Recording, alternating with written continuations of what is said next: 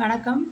நான் Lakshmi NEET coaching சென்டர்லேருந்து உங்களுக்கு அடுத்த தகவல் என்ன அப்படின்னு பார்த்தீங்கன்னா, நீட் ரிலேட்டடான நியூஸ் வந்து என்டிஏ வந்து ஃபைனல் கீ ஆன்சர் கீ வந்து ரிலீஸ் பண்ணிட்டாங்க. நம்ம 3 டேஸ் உங்களுக்கு டைம் இருக்குன்னு சொல்லியிருந்தோம். ஸோ அவங்க எல்லாமே செக் பண்ணிவிட்டு ரிலீஸ் கொடுத்துட்டாங்க.